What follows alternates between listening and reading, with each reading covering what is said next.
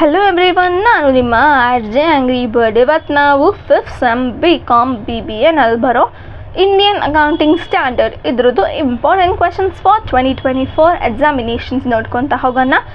ಇದು Bangalore city university and NAP syllabus ಆಗಿರತ್ತೆ.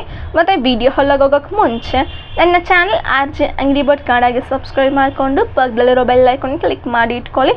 ನಿಮ್ಗೆ ಇಷ್ಟ ಆಗಿರೋ ಎಲ್ಲ ಸೋಷಿಯಲ್ ಮೀಡಿಯಾದಲ್ಲೂ ನಮ್ಮ ಅಕೌಂಟ್ ಇರುತ್ತೆ, ಅಲ್ಲೂ ಸಹ ನೀವು ನನ್ನ ಫಾಲೋ ಮಾಡ್ಕೋಬೋದು. ಸ್ಟ್ರೇಟ್ ಇವಾಗ ನಾವು ವಿಡಿಯೋ ಹೋಗೋಣ. ಆ್ಯಕ್ಚುಲಿ ತುಂಬ ಲೈಕ್ ಥಿಯರಿ ಜಾಸ್ತಿ ಕೇಳಲ್ಲಿ, ಪ್ರಾಕ್ಟಿಕಲ್ ಮಾತ್ರ ಜಾಸ್ತಿ ಕೇಳ್ಕೊತ ಹೋಗ್ತಾರೆ. ಆದರೂ ಥಿಯರಿಯಲ್ಲಿ ಮೇ ಬಿ ನಿಮಗೆ ಕೇಳುವಂಥ ಕ್ವಶನ್ಸ್ ಮಾತ್ರ ತಂದಿದ್ದೀನಿ ಅಷ್ಟೇ.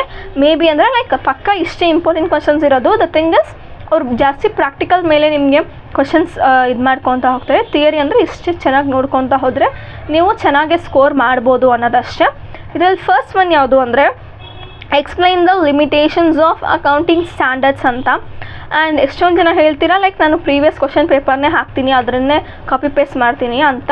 ಹಾಗೇನಿಲ್ಲ, ಪ್ರೀವಿಯಸ್ ಇಯರ್ ಕ್ವಶನ್ ಪೇಪರು ನಾನು ರೆಫರ್ ಮಾಡ್ಕೊತೀನಿ. ಒಂದು 4-5 ಇಯರ್ಸ್ ಕ್ವಶನ್ ಪೇಪರ್ ರೆಫರ್ ಮಾಡಿ ಅದರಲ್ಲಿ ಏನೆಲ್ಲ ಇಂಪಾರ್ಟೆಂಟ್ ಇದೆ ಅಂತ ಚೆನ್ನಾಗಿ ಅದನ್ನೇ ರಿಪೀಟ್ ಆಗೋ ಕ್ವಶನ್ಸ್ನೂ ಸಹ ಇದರಲ್ಲಿ ಆ್ಯಡ್ ಮಾಡ್ಕೊತೀನಿ. ಅದಕ್ಕಂತ ನಾನು ಬರೀ ಅದನ್ನೇ ಕಾಪಿ ಪೇಸ್ಟ್ ಮಾಡ್ತೀನಿ ಅಂತ ಇಲ್ಲ ರೀ. ನಾನು ನಮ್ಮ ಫ್ರೆಂಡ್ಸ್ ಹತ್ರ, ನಮ್ಮ ಕೊಲೀಗ್ಸ್ ಹತ್ರ ಕೇಳಿ ತಗೊಂಡೆ ನಾನು ಪೋಸ್ಟ್ ಮಾಡ್ತಿರೋದು. ಆ್ಯಂಡ್ ಸೆಕೆಂಡ್ ಕ್ವಶನ್ ಯಾವುದು ಅಂದರೆ ಅಡ್ವಾಂಟೇಜಸ್ ಆಫ್ IFRS ಅಂತ. ಇದರಲ್ಲಿ ನಿಮಗೆ ಅಡ್ವಾಂಟೇಜಸ್ ಅಂದರೆ ಮೇಯ್ನಾಗಿ ಅಂದರೆ ಅಡ್ವಾಂಟೇಜಸ್ ಕೇಳ್ತಾರೆ, ಬಿಕಾಸ್ ಡಿಸ್ಅಡ್ವಾಂಟೇಜಸ್ ಅಷ್ಟು ಕೇಳಕ್ಕೆ ಹೋಗಲ್ಲ. ನೀವು ಮೇಯ್ನ್ಲಿ ಅಡ್ವಾಂಟೇಜಸ್ನ ಕಾನ್ಸಂಟ್ರೇಟ್ ಮಾಡ್ಕೊತಾ ಹೋಗಿ. ಮತ್ತು ನೆಕ್ಸ್ಟ್ ಯಾವುದು ಅಂದರೆ who are the users of financial statement. Next list out IFRS. ಇದರಲ್ಲಿ ನೀವು ಲೈಕ್ ಏನಾದರೂ ಒಂದು 10 ಸ್ಟ್ಯಾಂಡರ್ಡ್ಸ್ ಆರ್ 15 ಸ್ಟ್ಯಾಂಡರ್ಡ್ಸ್ ನೀವೇ ಲೈಕ್ 15 ಮಾರ್ಕ್ಸ್ ಕೇಳ್ತಾರೆ ಅಂದರೆ ಒಂದು 20 ಬರಿಬೇಕಾಗತ್ತೆ. 6 ಮಾರ್ಕ್ಸ್ ಕೇಳ್ತಾರೆ ಅಂದರೆ ಒಂದು 10 or 12 ಬರಿಬೇಕಾಗತ್ತೆ. ಸೊ ಎಕ್ಸ್ಟ್ರಾ ಇದ್ದಷ್ಟು ನಿಮಗೆ ಮಾರ್ಕ್ಸ್ ಪಕ್ಕ ಬಂದೇ ಬರುತ್ತಂತ ಇರುತ್ತಲ್ವ, ಆ ಥರ ಅಷ್ಟೇ. ಇದೇ ಥರ ನಿಮಗೆ list out the list of IAS issued by ICAI ಅಂತ. ಮತ್ತು ನೆಕ್ಸ್ಟ್ ಒನ್ ಯಾವುದು ಅಂದರೆ describe the reference and benefits of coverage in IFRS ಅಂತ. ಇದು ನಿಮಗೆ ಬೆನಿಫಿಟ್ಸ್ ಕೇಳ್ಕೊತ ಹೋಗ್ತಾರೆ. ಮತ್ತು ನೆಕ್ಸ್ಟ್ ಯಾವುದು ಅಂದರೆ needs and objectives of financial statement ಅಂತ. ಇದು ಸಹ ನಿಮಗೆ ಇಂಪಾರ್ಟೆಂಟೇ ಆಗಿರುತ್ತೆ. ಇದಾದಮೇಲೆ explain provision for contingent liability and what are the challenges in implementation of IFRS.